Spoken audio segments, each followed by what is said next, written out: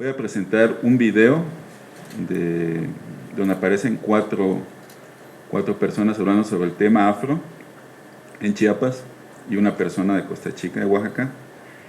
Y bueno, sin mayor preámbulo, pues voy a exponer el video para que hablen por sí mismos, ¿no?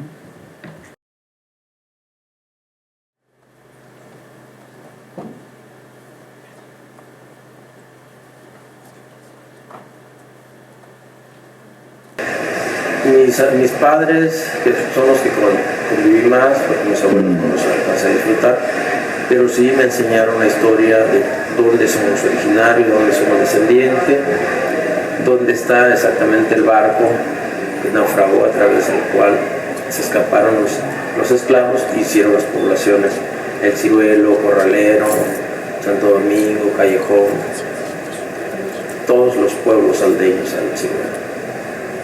Y de ahí fue donde se empezó a crecer más la familia de la raza afromexicana. Nosotros venimos siendo ya la tercera generación del Congo belga del África.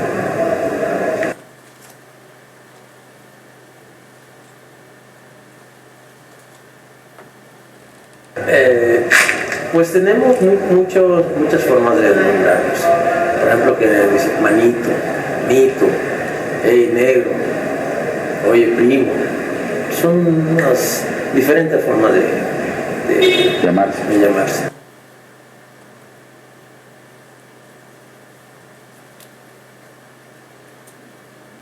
Es una forma como muchos lo dicen de mis paisanos.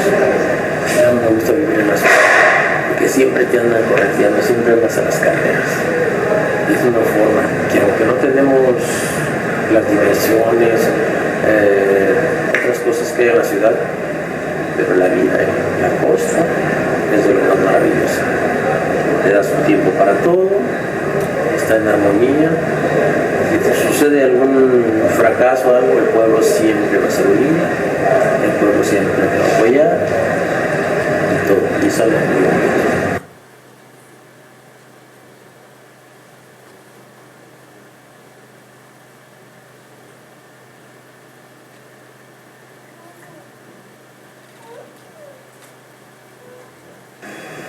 Bueno, yo soy nacida originaria de Mazatlán, Sinaloa. Sin embargo, tengo 20 años viviendo en la ciudad de San Cristóbal de las Casas, Chiapas. Yo me autodenomino afromexicana porque a través de mi reivindicación como mujer afro, yo le quiero dar voz también a esta gran cantidad de millones de personas que no nacimos en una comunidad afro, ¿sí? Que nacimos de alguna manera en comunidades o en familias no con el fenotipo afrodescendiente, familias blancas. Entonces creo que es muy importante mencionar a la diáspora, ¿no? Esta migración por voluntad propia. Y yo me considero una mujer afrodescendiente, afrodiaspórica, ¿no? Afromexicana, y creo que es muy importante que de una manera global exista este término, afromexicanas y afromexicanos, que nos engloba a todos, y después, pues, cada quien se puede autodenominar afrochapaneco, afroguajoqueño, afrotabasqueña, afroguerrerense. Entonces creo que eso ya está muy importante, reivindicar tu región, pero también tu país. Por eso, para mí, pues yo me autodenomino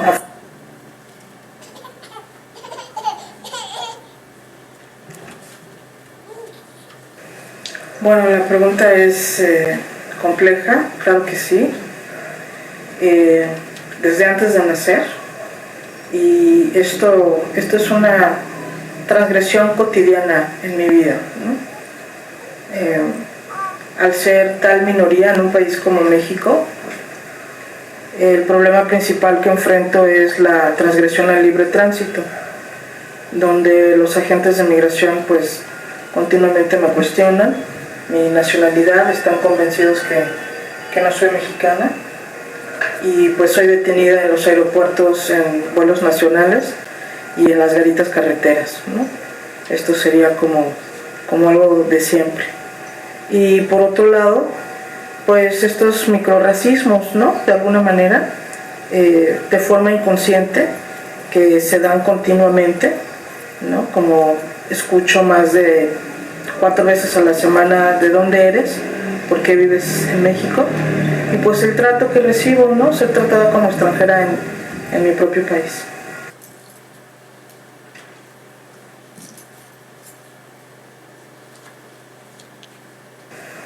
Bueno, el proyecto se llama Afrodescendencia México. Es una plataforma virtual con un sentido crítico para promover la visibilidad de las y los afromexicanos, afrodescendientes, y dar un lugar para pensar a África. Tiene que ver con utilizar una red social, en este caso Facebook, para poder promover desde un contenido en materia de género, inteligente y educativo, la cultura afrodescendiente en México y en el mundo. Y él lleva alrededor, empezamos, pues bueno, hace muchísimos años, ¿no? Puede ser más de 20, pero a nadie le interesaba el tema, y de una manera más consistente desde el 2011, y ahorita vamos por el 4.º año, donde cada año tenemos el Congreso Jornadas de Afromexicanidad y Afrodescendencia, de índole académico, aquí en la ciudad de San Cristóbal de las Casas, Chiapas, pero también cultural y artístico. Y este año pues estamos organizando el primer Congreso de Estudios Afromexicanos en el exconvento de Tepoztlán, en Morelos, en noviembre. Así que bueno, se trata de, a través de la educación y las artes, visibilizar la cultura afromexicana. El proyecto de Afrodescendencia México lo que plantea es precisamente difundir que las y los afromexicanos existimos en todo el país, no solamente como se cree en las costas, y que obviamente esta herencia cultural afrodescendiente pues está matizada dependiendo de la región donde se dio de alguna manera este sincretismo, ¿sí? Recordemos que nuestros hermanos de la Costa Chica, Guerrero y Oaxaca son los primeros organizados en este país, y que tienen estos elementos culturales vivos, ¿no? Desde la danza de los diablos, el son de la artesa, entre otros, pero no quiere decir que el resto del país también no tenga estas aportaciones. Lo que pasa es que no hay este reconocimiento, no hay esta visibilidad, ¿no? Y existimos también esta parte de afrodescendientes de índole urbana, ¿no? Con pues con esta cultura afrodiaspórica, y que no ha terminado. La migración es un derecho, la migración es un delito, y es muy importante retomar y pues sí, ¿no? Darle voz a esta afrodescendencia que viene a través de la diáspora.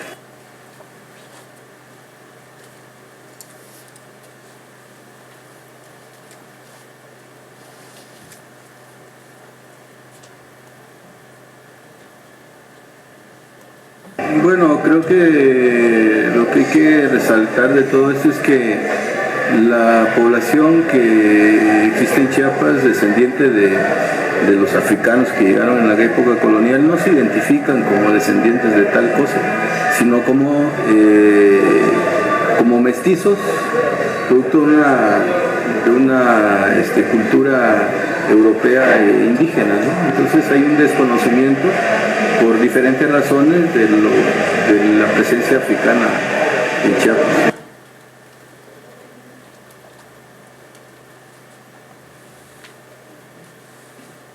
Bueno, para empezar, San Cristóbal, ¿no? Aunque no se percibe a simple vista, pero si uno se fija, empieza a encontrar a los descendientes de africanos, porque después de Cintalapa es el lugar donde más hubo población africana, e incluso hay un templo aquí al lado, que es el de San Nicolás, que era de la cofradía de los morenos, como se hacían llamar a sí mismos, ¿no? Después Cintalapa, Jiquipilas, toda la frailesca, los Custepeques, San Bartolomé de los Llanos, Iztacomitán, en el norte del estado, y por supuesto Tonalá y sus alrededores, un poco menos ya hacia el Soconusco, ¿no? pero principalmente esas serían las regiones en donde estaban y están todavía los descendientes.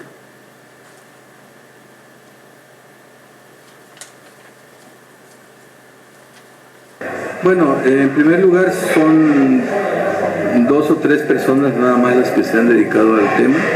Aparece mencionado la presencia de la población africana en obras, pero de manera muy marginal, muy colateral.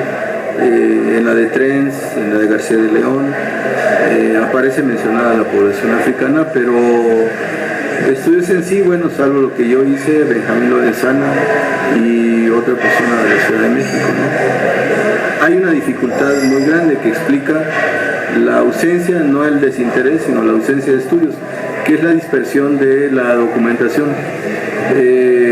La población africana en su gran mayoría era población esclava y la información de los esclavos no aparece donde aparece la información de la población indígena, europea, sino dentro de los bienes. Entonces es un poco difícil encontrarlos, salvo los registros parroquiales, como los padrones de matrimonios, de nacimientos, de defunciones, donde sí se registra a la población africana en su condición de libre, de esclavos, ¿no?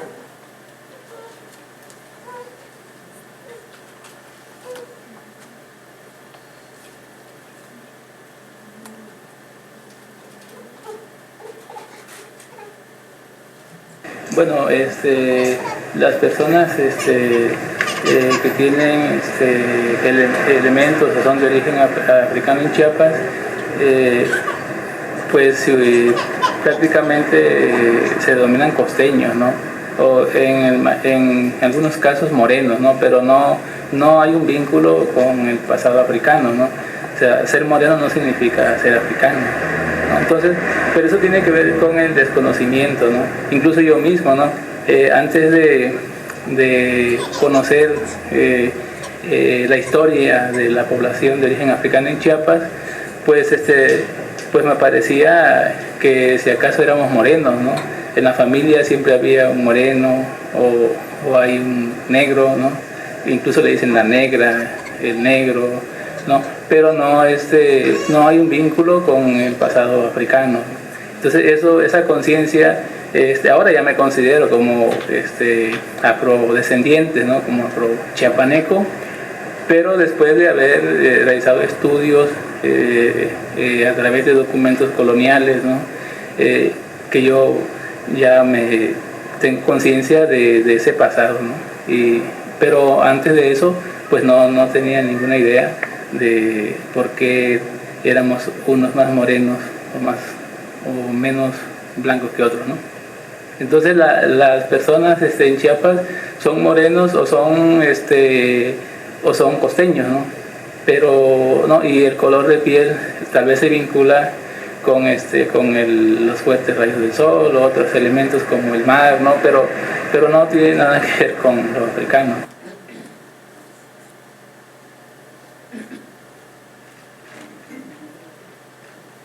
Bueno, sí, pensando, recordando un poco, sí, porque principalmente cuando yo estudiaba en la prepa, ¿no? En el Colegio de Bachilleres de Chiapas, cuando viajaba yo con el equipo de fútbol a Tapachula o hacia Tuxtla, siempre era de los que ¿cómo se llaman? Los de migración me tenían, ¿no? Me decían que era yo de Honduras, ¿no? Entonces ya era así como que la burla de mis compañeros, ¿no?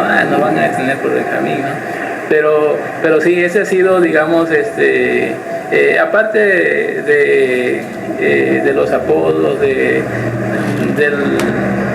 digamos, de los mismos compañeros, sí, la cuestión de migración, ¿no? Sí ha sido una constante, ¿no?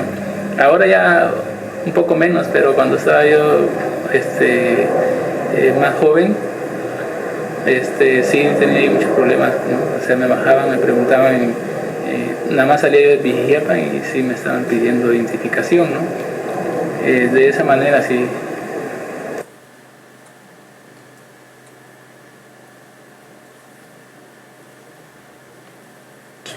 Bueno, actualmente pues se puede decir que la mayor parte de la población negra se ubica en la región de Tonalá, ¿no? O lo que se conoce como la región Istmo-Costa, ¿no? Que contemplaría los municipios de Arriaga, Tonalá, Pijijiapan y Mapastepec, ¿no? Pero digamos que sabemos por estudios, por documentos coloniales, que también hubo presencia en San Cristóbal, ¿no? En San Cristóbal hay elementos también de la población afro, en la zona de Villaflores, ¿no? También porque fueron una región donde los dominicos establecieron sus estancias ganaderas y sus trapiches para lo del azúcar, el trabajo de la caña, y mucha de esa población pues eran esclavos africanos, ¿no? Entonces, en toda esa región de Villaflores, por eso se observa ahora elementos afros en su población, como también en Chiapa de Corzo, ¿no? Que es donde estaban los dominicos, pues, ¿no? Hay elementos, incluso por ejemplo en esta fiesta del Parachico, la fiesta grande, hay un personaje que se llama el Abrecampo, ¿no? Que es un hombre que va pintado de negro y va abriendo paso, ¿no? A las chuntadas y a los parachicos, ¿no?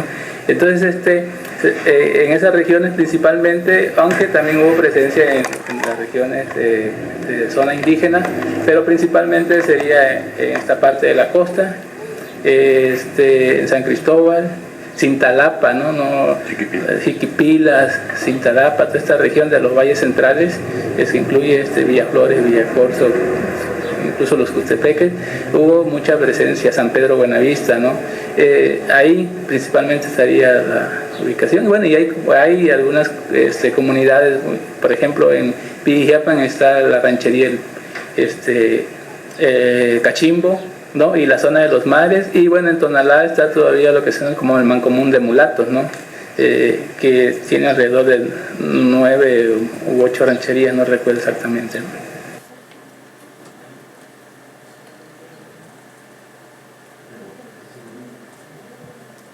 Sí, bueno, la verdad es que hay muy pocos estudios sobre este tema, ¿no? La verdad se pueden contar con la mano, ¿no? Solamente tenemos los trabajos del maestro Juan González Esponda, que son los trabajos, digamos, en ese sentido más serios, pues porque realiza una investigación a partir de fuentes coloniales, ¿no? Como los libros de funciones, matrimonios, censos, padrones regionales, ¿no? Y bueno, y también que consultó archivos nacionales, internacionales, ¿no? Como el Archivo General de Centroamérica en Guatemala, ha consultado el Archivo de Indias, ¿no? Bueno, tenemos otros trabajos también realizados por Juan Pablo Vicenteño, ¿sí? También sobre Chiapas, hizo su tesis de licenciatura sobre la esclavitud en Chiapas y Guatemala. Bueno, Silvia Soriano, ¿no? En los 90, pero de ahí no hay, bueno, yo he hecho algunas cosas también, y mi tesis de licenciatura fue sobre la población afro en la región, en el noroeste de la costa de Chiapas. He hecho otros trabajos sobre elementos africanos en la gastronomía chiapaneca, algunas danzas también, ¿no? Como la danza de la Santa Cruz en Tuxtla Gutiérrez, ¿no? La danza del torito, ¿no?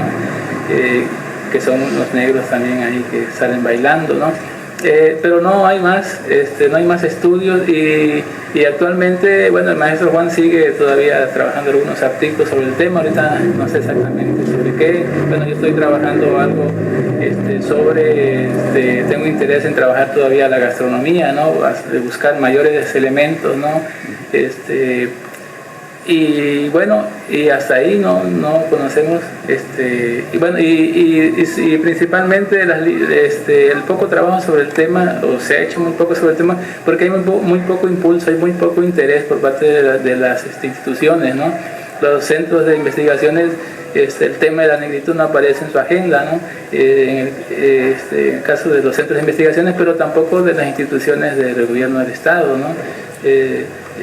No hay, y digamos que debiera de ser lo contrario, porque además estamos en el decenio, ¿no? De los pueblos afros, y no ha habido, no se ha decidido, pues, hacer algo en torno a la temática, ¿no?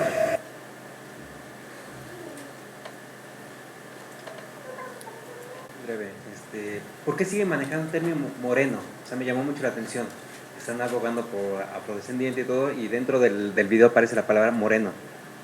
Sí, bueno, le incluí la palabra moreno porque son una de las formas más comunes, en mi experiencia, que ellos se autodenominan. Es algo como en el día a día, lo más común para ellos. Entonces, como menciona Benjamín o el maestro Juan González, no hay un conocimiento de la raíz africana en Chiapas, por lo menos, ¿no? Y creo que en todo el país, ¿no? Entonces, más bien ellos se denominan morenos por la pigmentación de la piel, por el color, ¿no? Pero como dice Benjamín, no porque haya un conocimiento de la raíz africana esclava en Chiapas, ¿no? Es por eso, nada más, ¿no? A ver, permítame. Está Israel y luego la compañera. Mario, quiero preguntarte qué tan desligada está esta noción de la identidad del ser negro y que se conjunta con la apatía institucional y académica por seguir en el olvido o mantener en el olvido esa identidad que podría provocarse de tal manera que, al igual que en la Costa Chica de Oaxaca y Guerrero, se tuviera el empuje para valorar y para dignificar esa identidad cultural. Bueno, qué tan profundo, sí, es muy profunda más bien el problema en Chiapas. Hay mucho desconocimiento. Como menciona Benjamín, también hay falta de interés en las instituciones, no existe en la agenda. Luego entonces el único intento o aproximación real hoy en día es con Tanya Duarte, con Afrodescendencia México en San Cristóbal. Y entonces, bueno, estamos ahí con ella apoyándola en el sentido de que a través de la educación intentar visibilizar a la población afro en Chiapas. Entonces, son los primeros intentos a través de esta institución o de este grupo que lidera Tanya Duarte, pero como ella misma menciona, ¿no? Costa Chica de Oaxaca y Guerrero llevan una digamos, delantera en ese aspecto, ¿no? De organización de asociaciones civiles. Nosotros estamos en eso, profesor, como dando los primeros pasos a través, en este caso de Afrodescendencia México, intentar visibilizar a través de películas, de publicaciones, del Congreso, ¿no? Es complicado, hay mucha apatía ciertamente, pero bueno, es un primer intento que se tiene concretamente en San Cristóbal, ¿no? De Chiapas, ¿no? Está la compañera. Yo también un poco a esa parte de la identidad, y una cosa que menciona, creo que la segunda persona que fue entrevistada, bueno, llegué tarde, entonces tal vez decía la 2 o 3, que dice es que no conocemos nuestra historia. Bueno, sí puede ser que no conocen la historia del esclavismo y la historia de hace 500 años y 300 años, pero la gente tiene una historia local. Entonces, no sé qué tanto se ha hecho un esfuerzo por reconstruir qué implica ellos como su experiencia como población negra en esa localidad, o sea, qué ha pasado con esa población, que es un poco, por ejemplo, eso sí se ve más en la Costa Chica. O sea, puede que la gente no conozca que hay una historia, una razón de el tránsito de esclavos y todo eso, porque además mucha gente que cuando llegan a la Costa Chica llegan como gente libre, entonces no necesariamente es una historia cercana a ellos, ¿no? Pero hay una historia local en la Costa Chica propia de estos grupos, que no necesariamente, no digo que no es necesario entender la larga historia, pero hay una historia que creo que es muy importante recuperarla, porque sí, el proceso histórico es importante, pero la identidad no solamente viene desde lo que pasó hace 500 años, sino de lo que, cómo explica mi historia local, cómo explica lo que yo he vivido como pueblo y todo. Entonces, me gustaría saber si hay algo, no sé, es nomás si hay algo que tú puedes ver ahí propio, pues, de la experiencia de la población afrochiapaneca. Sí, bueno, si existe o no, tal vez. Claro, en mi experiencia, no. Es decir, no hay un trabajo de antropólogos institucional, nada etnográfico que pudiera ser un rescate de historias orales. Hasta donde yo tengo conocimiento en Chiapas, cero, absolutamente nada, ¿no? Ni siquiera un acercamiento fotográfico, nada. Con decirte que en 2002 apenas aparece publicado el primer libro como tal que explora la raíz africana en Chiapas, del maestro Juan González Esponda. Estamos hablando del año 2002, o sea, hace no mucho, es apenas el primer estudio. De ahí, si acaso, algunos artículos del último entrevistado, que es Benjamín, y se acabó el asunto. O sea, no hay un rescate de historias orales, algo de etnografía, no, cero. Tienes toda la razón, desde luego que hay historias al interior de cada comunidad, sin duda, amén de las cuestiones, si saben, del pasado africano y la esclavitud y los dominicos, etcétera, ¿no? Sin duda que la hay, pero nadie se ha tomado esas tareas de investigación, ¿no? Hasta hoy en día, ¿no? Y estamos en 2017, ¿no? Es increíble. Y por eso incluía a don Sixto Ávila al inicio de la entrevista, que no pudiste verla al inicio, pero don Sixto habla de eso, de una historia propia que ellos tienen al interior de su comunidad, ¿no? Entonces, pero no, tristemente no hay nada de historias orales, nada.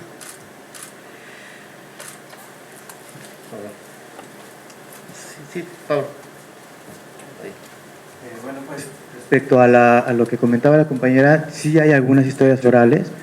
La UNAM publicó a través de su centro que está ahí en San Cristóbal de las Casas, hay un texto que se llama El Negro Cimarrón, y hay muchas historias en las comunidades indígenas, y es algo que también tenemos que comprender, por lo menos en la región de Chiapas, que esta relación intercultural entre indígenas y afros ha sido un proceso bastante largo, ¿no?, a través del tiempo, es decir, del siglo XVI, que es cuando llega la mayoría de la población, siglo XVI-XVII, a Chiapas, específicamente a San Cristóbal de las Casas y a la costa, como ya explicaron los compañeros Lorenzana y Juan Esponda. Efectivamente llegan, pero esa interrelación que se tiene, hay un montón de cuentos, sobre todo de los indígenas tzotziles, de los indígenas celtales y también de los tojolabales, que están entreteniendo o están trayendo a este negro, sobre todo un negro cimarrón. Hubo muchas poblaciones afrodescendientes que huyeron, como sabemos, esta historia de los cimarrones, y que se van específicamente a la selva lacandona, a la región de Tzotzil, Celtal, y ahí hay un montón de cuentos que hablan sobre, en la mitología de la selva, por ejemplo, hay un montón de cuentos de este negro, ¿no? Y hay una colección de cuentos y relatos indígenas de esta colección de la UNAM, que rescata, hay varios, no hay muchos como tú dices, pero sí hay relatos donde se cuentan los negros, esta figura del negro cimarrón, y que me parece muy interesante porque es otra vez esta historia que también se parece a la Costa Chica del negro libre. No reivindican la esclavitud, ¿no?, sino dicen, hay negros, pero negros cimarrones, es decir, la reivindicación siempre de la libertad, y eso me parece muy claro en Chiapas, pero sí existen estas relaciones, y estudios no hay específicamente muchos, pero pues sí hay una invitación a que ahí hay un catálogo muy interesante sobre eso. Es correcto, Juan Pablo, me refería a etnografía propiamente como tal, o sea, sí hay elementos artísticos, recuerdo Gustavo Montiel, hay una novela que se llama El Negro Marimbo, pero es ficción, y está bien, ¿no? Pero me refería a trabajos concretos de etnografía, de historias orales, de rescate, sobre todo en la zona costa, en la Frailesca, en los valles centrales. Como dije al inicio, hasta donde yo tengo conocimiento, no existen como tal ese rescate, sobre todo en la Frailesca, que es donde estuvieron la existencia de varias haciendas, ¿no? La zona costa, el Mancomún de Mulatos en Tonalá, ¿no?